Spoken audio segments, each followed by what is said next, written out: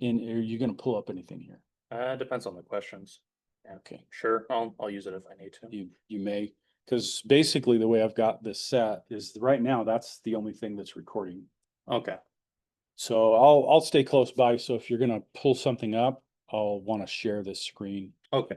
And that way there's a whole online section, got like 20 students in an online section. All right. And so this will go to them so that they can do that assignment as well. All right. All right, as promised, we have a guest speaker. Now you have, I'll show this someplace. I've got this up. That's the last class. We don't need that. Where's my other? Here we are. Oh yeah, it's over there. You have this assignment. And that was already there. So that was down a week. But David said he could come. And so I rearranged a couple of assignments. So there's an assignment that has moved. And from what I saw, nobody had even started that assignment, so that doesn't hurt anybody. So I moved this one up. And this is a discussion post. This is to help. Honestly, I honestly think I should not have to tell you these things. What's on that screen? I honestly feel that you should be asking these questions of somebody that's working in the field, but I have them there so that you guys can make sure, like, hey, what is this about? Well, there's certain things that you would want to ask somebody that's actually working in the field. So some of you are going to be heavily interested in this because you're in the security program. Some of you are going to be so-so because you're in the general program. You know, it depends on what you're doing. So I'm going to introduce David here. I put your name at the top. I'm flattered. And then right below that's going to be this video of you. Oh. Right now he's standing off camera, so you know the people out there they're like, what is he talking about? Anyway, I made him do this. So I made him write this stuff down. You will ask questions. So hopefully you guys are in a talking mood. Now that's a bad question.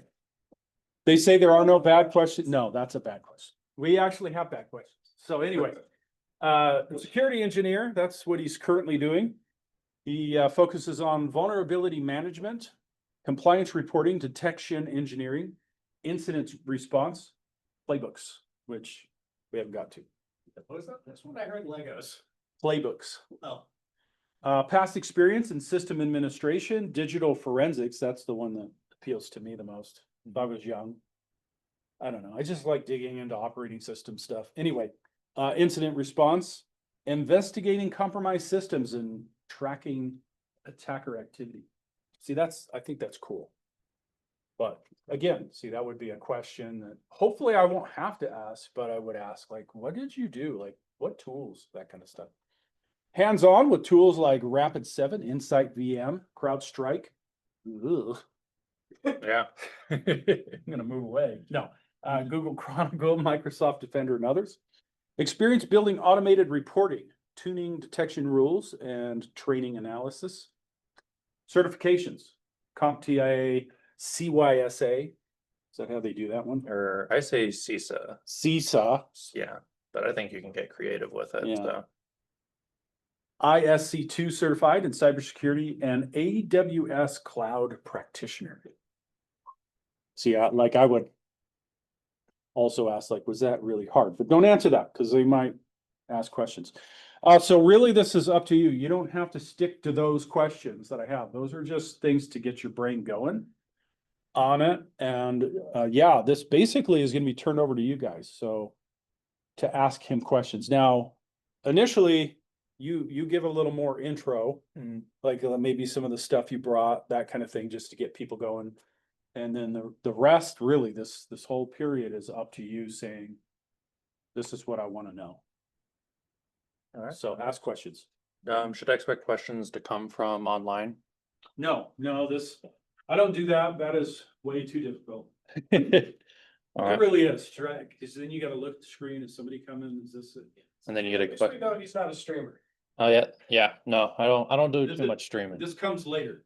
The way my view of online activity is totally asynchronous. There's no synchronous portions of it. Completely understand. All right. Well, hello everyone.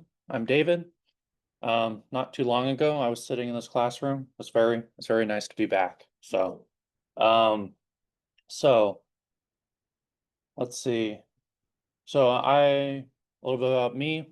I got my IT degree here at EAC. I then transferred to ASU and got my bachelor's there. I started in IT and kind of slowly moved my way over to defensive cybersecurity. So that's it at a very high level.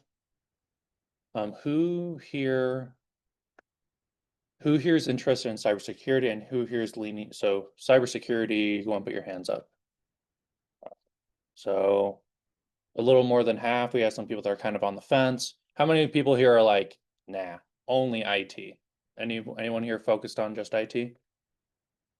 Well, it's good to know you guys are exploring your options. So, first things first, I think one of the things that's benefited me a lot is my IT background.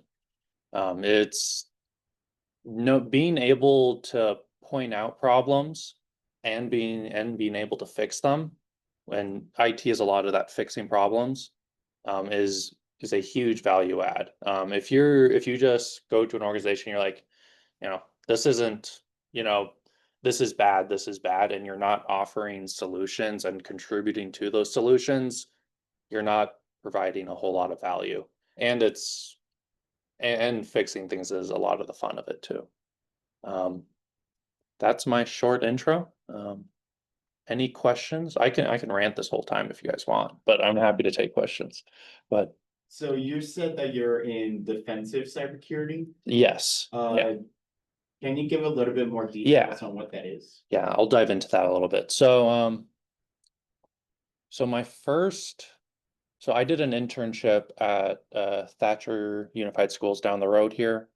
I've worked in a data center as a data center technician. From there, I worked at a nonprofit where my title was cybersecurity analyst, but it was like half cybersecurity and then the other half was IT. From there, I moved to a MSSP, which is a managed security service provider or service security provider. There I was a SOC analyst. That's where I monitored clients' environments.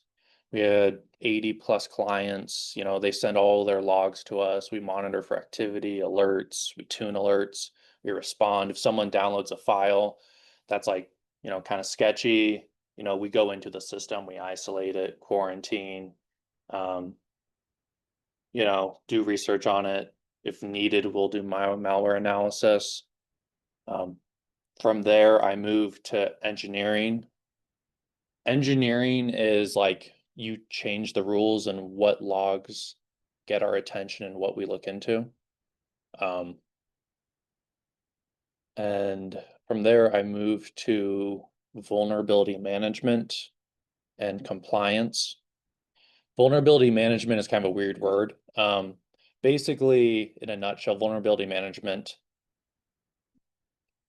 I help organizations. So I help other organizations. I have a bunch of clients that I work with, and I help them prioritize their efforts so I help them prioritize what they need to update, what they need to update,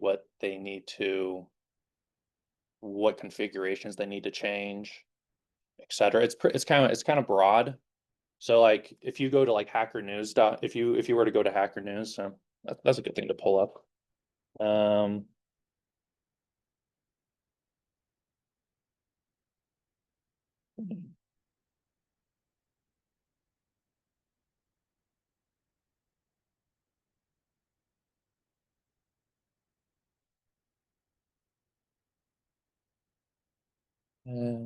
This might be something we want on the recording.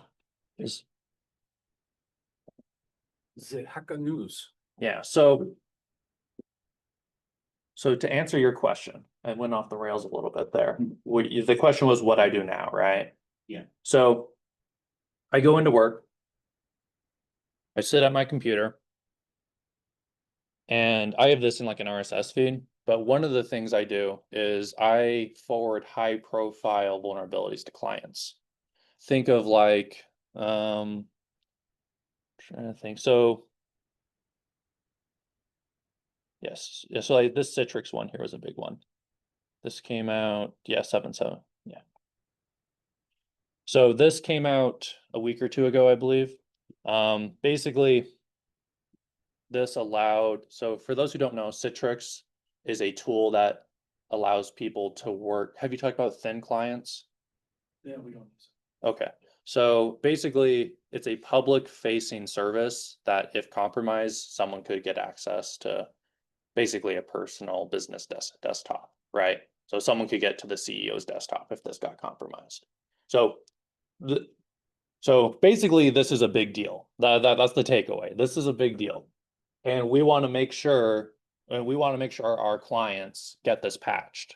So part of my job is keeping up to date on the latest high profile vulnerabilities. I work with clients to help them get it patched. So like for this one, it was just, yeah, you just update to the most recent one. Not everything is just update. Sometimes you have to go and put in these configurations, like with the CrowdStrike outage. You're talking about I'm here as David. I work at NovaWatch if you want to look it up. But I'm just here as David. Yeah, so so the fix for that was a bit more complex. But I'm getting off the rails again. Back to what a security engineer does. A security engineer is a very broad title. So I work with two other security engineers. Some of them, they just work with tools like CrowdStrike, and for those who don't know, CrowdStrike is a endpoint response tool. Basically, if there's something we need to do on the asset, if there's something we need to do on the machine, quarantine a file, that's the tool we use to do it. There's just an agent installed on it, just like it's like any other agent that you have. Oh, go ahead. And is that available on Kali Linux or is it? So I think one of the biggest hurdles of getting into cybersecurity is getting experience with enterprise tools. Once, because all the tools, like all the EDR tools, all the SIEM tools, I'll focus on EDR, right? It's like quarantine files is pretty, I think that's easier to approach. They all kind of do the same thing, right? They isolate files, they might extract them so you can use them somewhere else. They all kind of do the same thing, but because they're behind such a paywall, as a student, you're kind of forced to focus on more open source. So whether that be like Elastic, Elk Stack, Elk Stack is a SIEM. That's a little different. EDRs are difficult because I didn't get a whole lot of experience with EDRs until I got into the industry.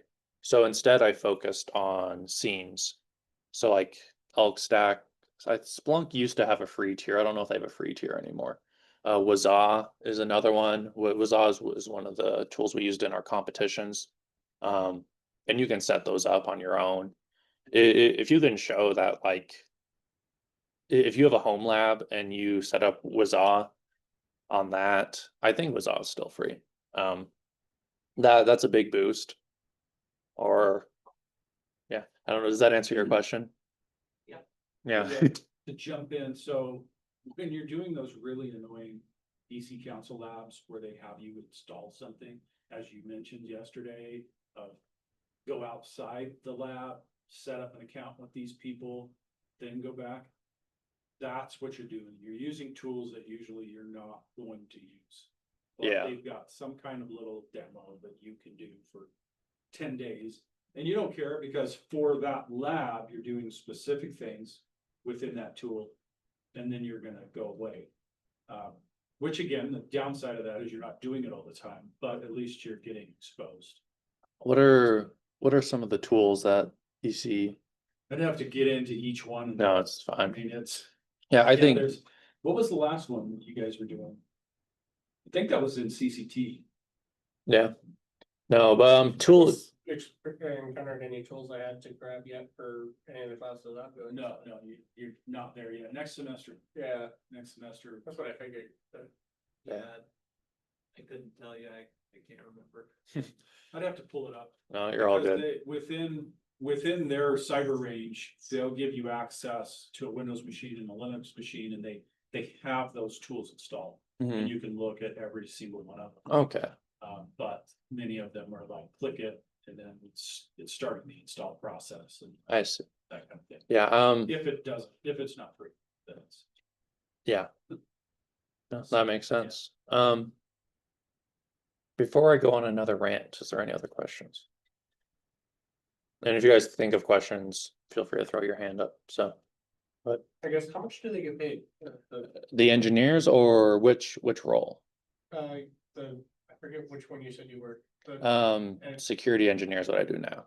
Yeah, how much do they get paid? So security, so I work at a small company, but the short answer is just below 100K. So, there's a lot that plays into that though. Depends on where you go. Most. Yeah, it depends on where you work. So like at my company, we have maybe 30 people that work there. That's tiny. My company, we're an MSSP. Basically, we provide security services to small to medium-sized businesses that can't do it themselves. Or it's not that they can't do it, it's just They don't want to. they don't want to bring on a 24/7 SOC, a 24/7 security operations center. That's a lot of work. So they don't want to deal with that. We're already compliant with everything. We already have the rubber stamps that, they don't want to go through all those audits. So that's why they kind of outsource it to us. Especially because if you're a medium to small size business, because it's basically a lot of work and they don't really want to deal with it. So they outsource it to us and then we take care of it.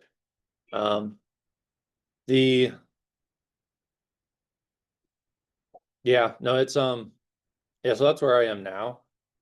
But like I said, I've kind of bounced around from a couple different roles. So Kind of adding on to that, what was your entry level income? my entry level income. Like your So first job in IT, I guess. IT, so the Thatcher internship I had was unpaid, but it was like 3 months. Like I was just happy to have the experience. The data center job, I think that might have been 20 an hour, but that was like seasonal. So when I wasn't studying here, I was there and I would just work a couple shifts. So I wasn't even like full time there. At the nonprofit, that was like I feel like that was like my first first like big boy job, if that makes sense. Yeah. I think it was like 58. But that was at a nonprofit, so that's expected.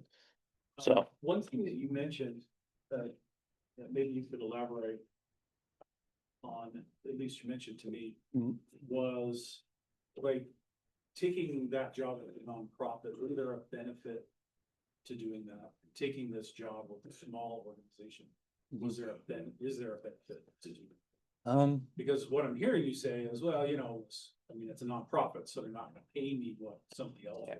So why do it? So one of the one of the perks of working for a smaller organization is that if you have that, wow, am I losing my voice? I might be losing my voice a little bit. My apologies. This is what happens when an engineer gets in front of a bunch of people. His voice doesn't last that long. But so one of the perks of working for a small organization is that if you have a good relationship with your boss and your boss trusts you, you can kind of do whatever you want as long as it provides value. So when I was at the nonprofit, I noticed we had a bunch of servers and we didn't have a whole lot of authentication protection. I don't know if is that the right word. So we didn't have So for like Office for Microsoft, Microsoft kind of handles a lot of like let's say someone logs in and they fail three login attempts or 10, and then it locks them out.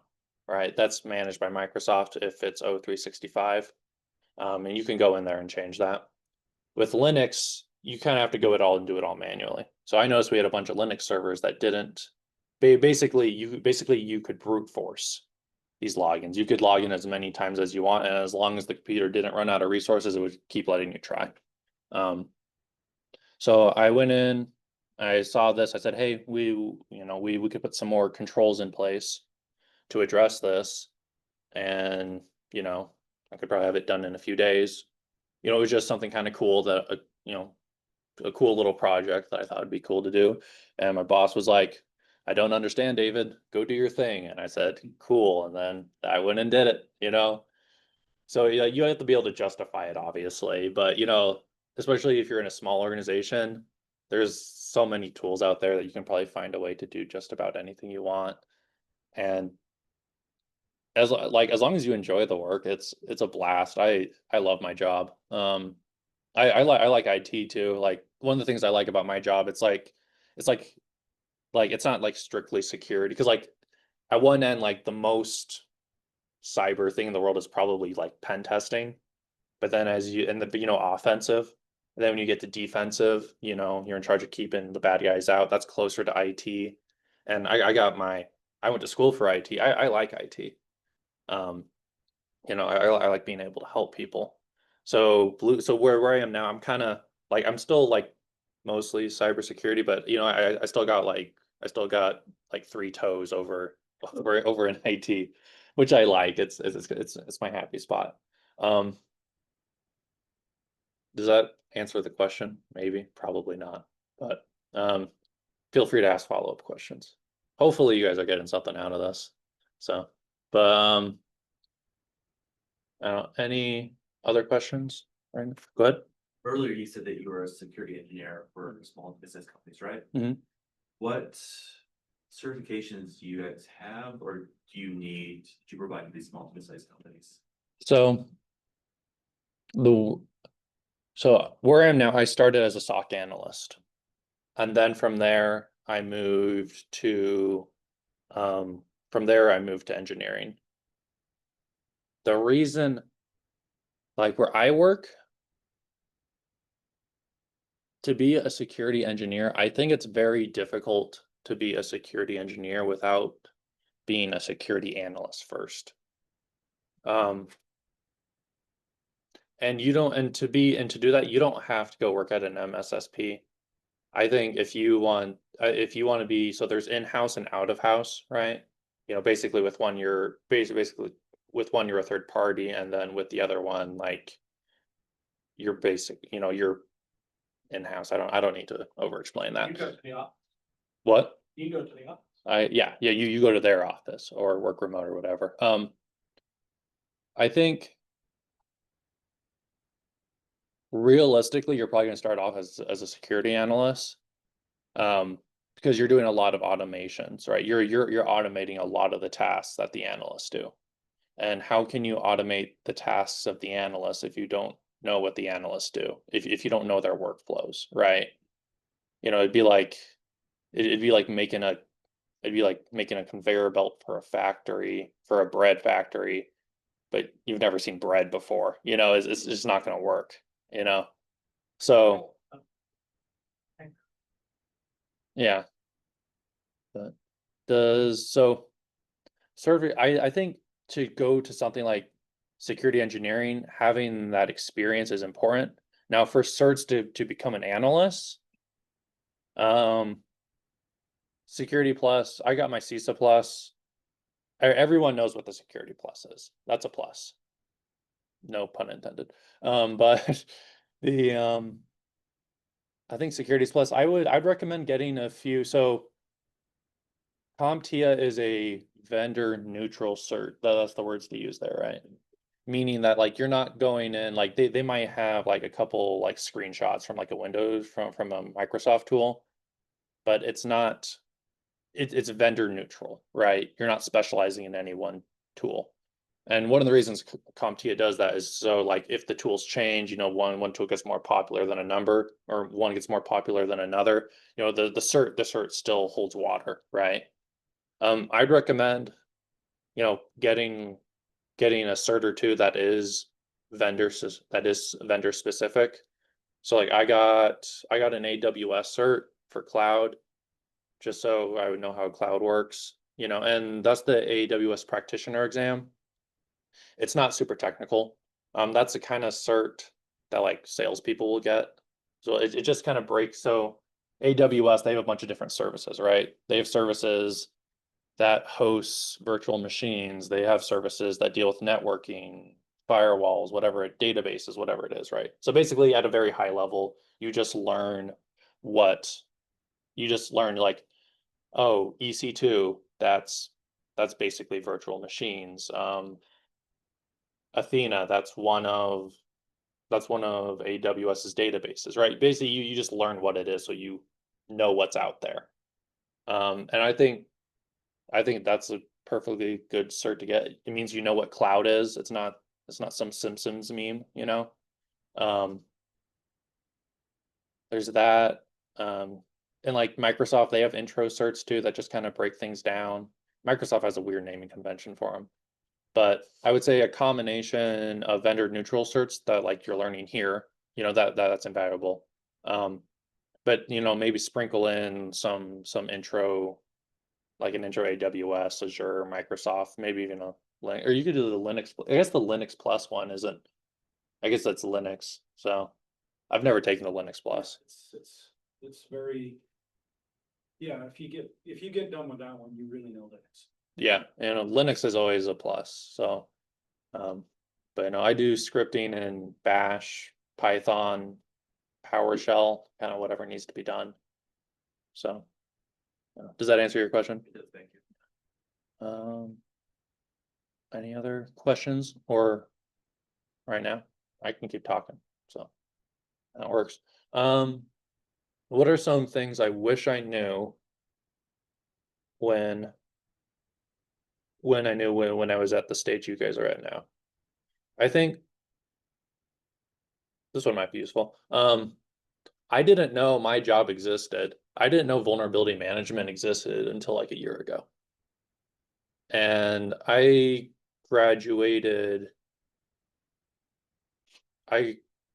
finished my bachelor's like 3 years ago, maybe. So time, I think that's how time works. But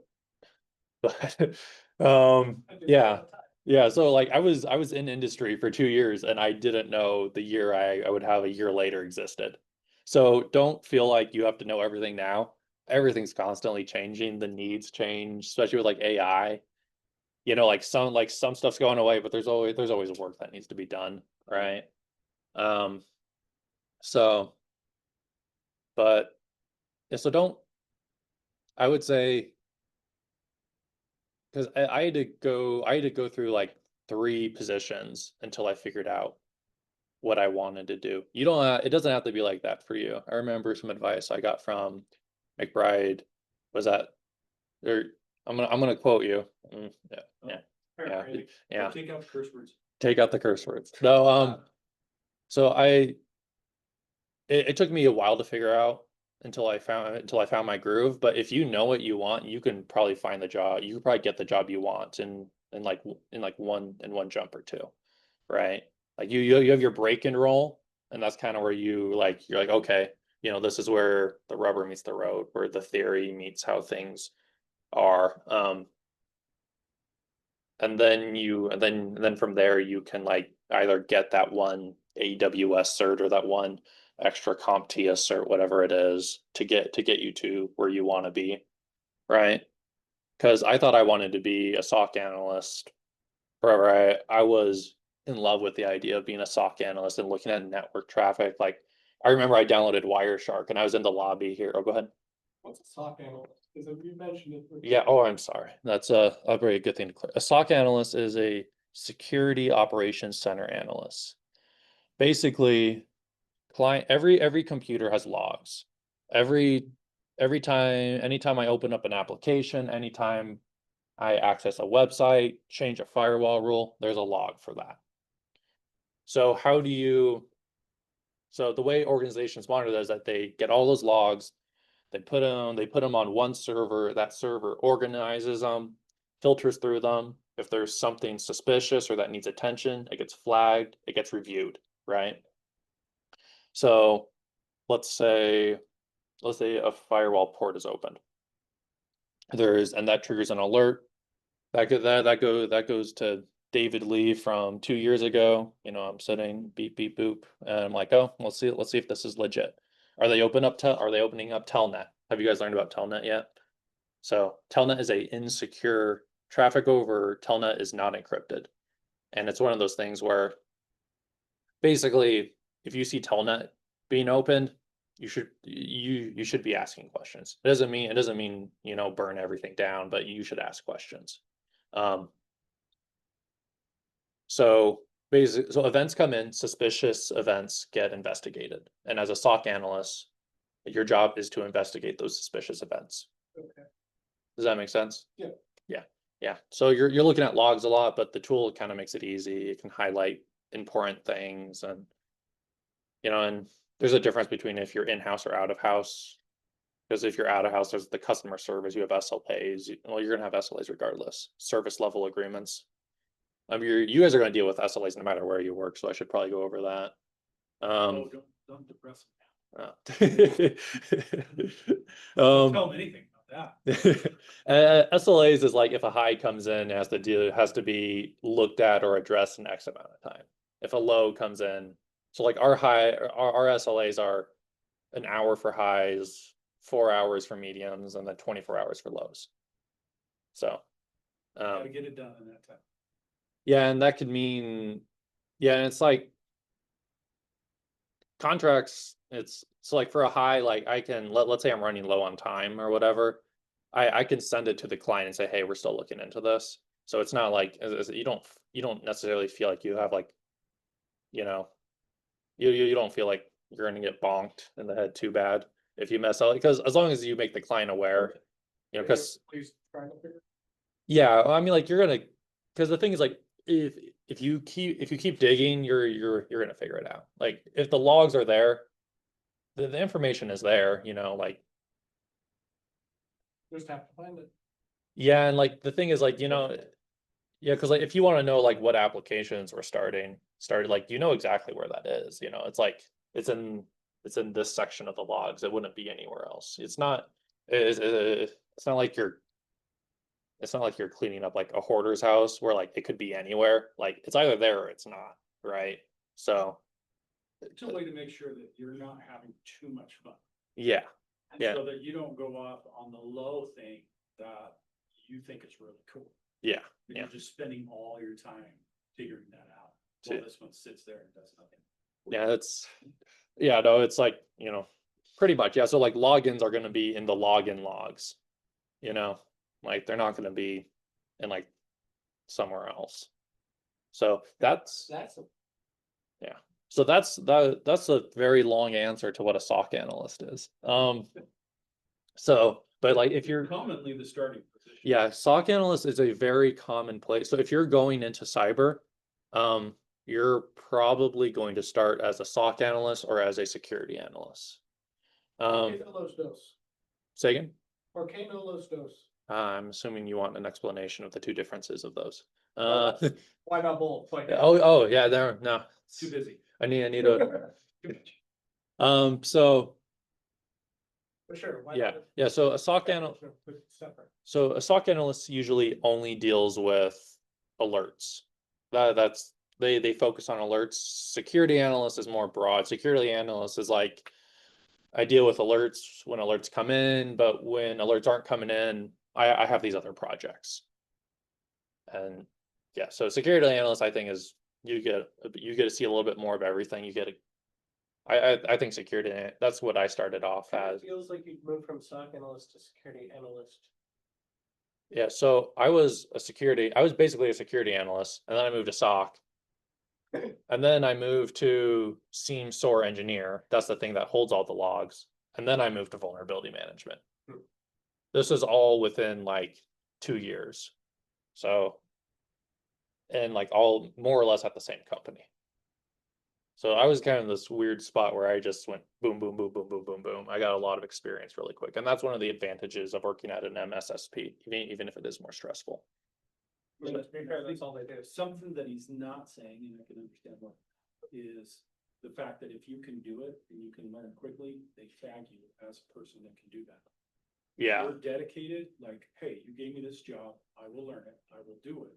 And that's a lot more of it, because I don't wanna focus on, oh, you need to be smart. It's really focusing on, you gave me this, I will execute it, I will find the solution. And if you do that, you get tagged as, that's a doer, so why don't we put them over here, because Yeah. it's more important. We'll get somebody else to fill that other position. I think, And yeah, you move quickly, because it's like, can we give this guy something? So. yeah, and the good news is that like most of the things you're doing, someone's already done it before, right? Like no one's expecting you to create a wormhole to the other side of the universe. Thankfully, we chose better careers than that. So go and pat yourself on the back.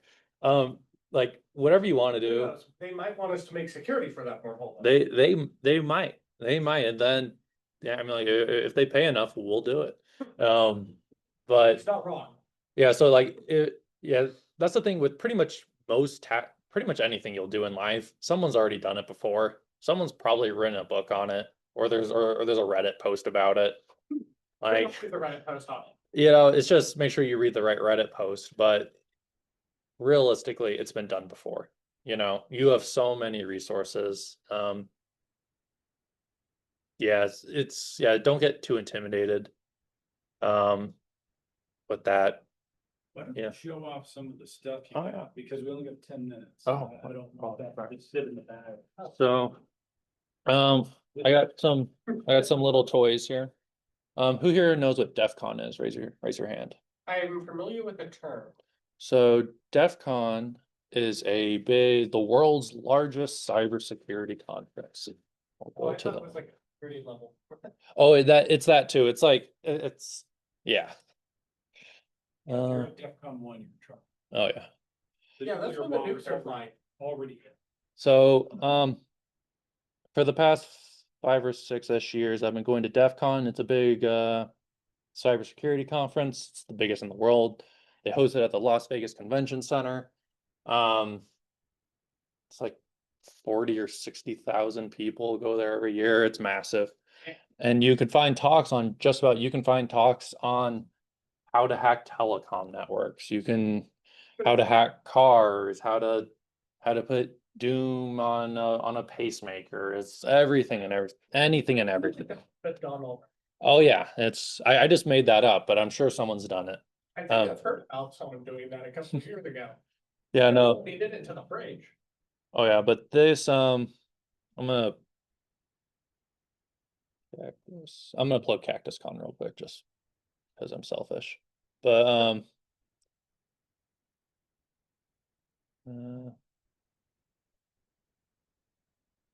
yeah, this isn't, but so DEF CON is that big conference, right?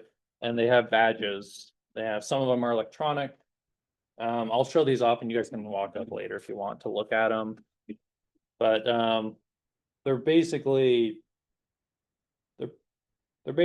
toys for IT people. Think like a Raspberry Pi with a lot of extra steps. They're kind of neat, they're fun. Some of them just light up. Some of them is like literally a Pokemon game that takes place within the convention center and has all the different groups that do all the different talks and Catch them all. gotta catch them all. Like it's a whole thing, Or gotta kill them all, whichever works. But real quick, so that's a big one. You can get a lot of networking done. Networking is big if you want to get into the industry. CactusCon is Arizona has a great cybersecurity community. Every spring, usually on Valentine's Day, it's a very romantic time to have a cybersecurity convention. But Take your wife. exactly. But there's Don't be bored. exactly. But there's in Mesa, like 2 hours from here. It's like 3, isn't it? No, it's What? two. I mean, and like Depends on how it fast you drive. yeah, it depends on how fast. Fair. I've been through these canyons so many times, but yeah, this is like East Mesa. It's not. But basically, what I'm trying to encourage here is, when CactusCon comes this upcoming year, I recommend you guys go if you're curious about cybersecurity. It's kind of like a more down to earth DEF CON. It might cost $30 if it's not free. I'm sure if you went and took notes, McBride would probably give you extra credit. I'm just throwing you under the bus right there. If your notes are good. If your notes are good. Notes are. But Turning in crap. yeah, but I'd recommend going to that if that's something you're curious in doing. I have 5 minutes left. It's a 5-minute adventure. Yeah, exactly. But I'm gonna show off these a little bit just because kind of makes this Q&A a little bit more engaging. Or did anyone have any last minute questions? Okay. But they're cute girls at the convention. Cybersecurity conventions are they're I think you should be career focused when you're attending that. Data system. If you go there, there's gonna be some. Not a Hey, lot. my data systems. Don't ask me, but it's true.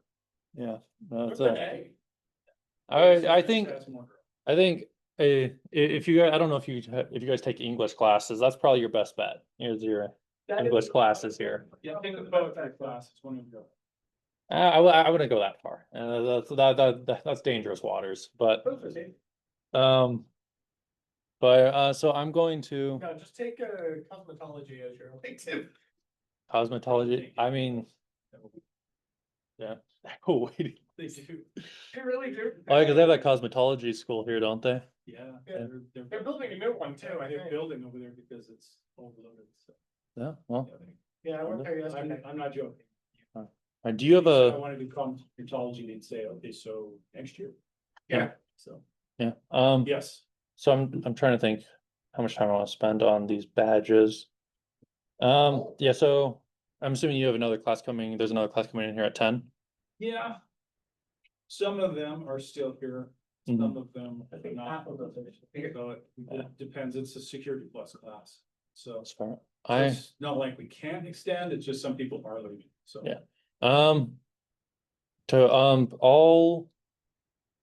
I'll bring these just kind of out into the hallway over there, and if you guys want to chat or something, I can do that for a little bit. So, yeah, Yeah, I have a meeting at 11:30, so but basically I can hang out here for an hour or 5 minutes, whatever the interest is. And go from there. sounds good. I'll give you three minutes back. Thank you everyone for having me. So yeah. Yeah, No thanks for coming. Thank you. It's always great to have somebody come in and then just repeat the stuff that you say in this class. Because, Validating the material. yes, because I do know I'm an instructor. And even though I worked in the business, I mean, a lot of people are just like, you're an instructor, you don't really know, you haven't really done it. And so that's why I have these.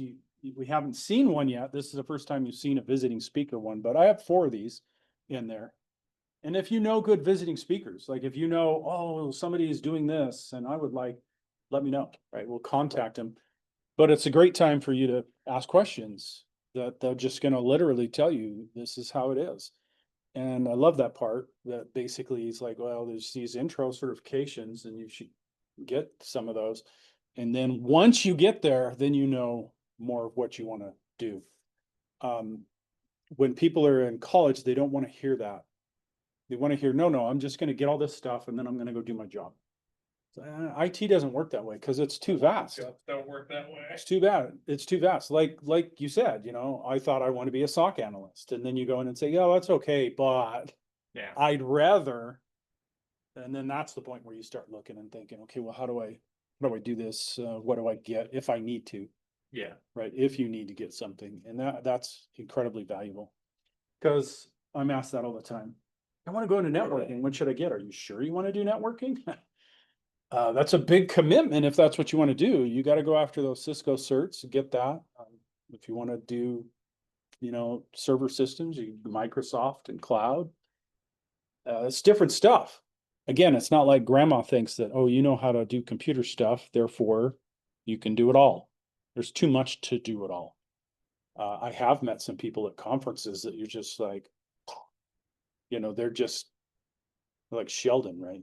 When it comes to things, and they can do tons and tons of things, but most of us are not that. So thank you for coming over and doing this. I'll go ahead and stop this video. This video will be posted so that you can go back to it. But hopefully you have enough to deal with that assignment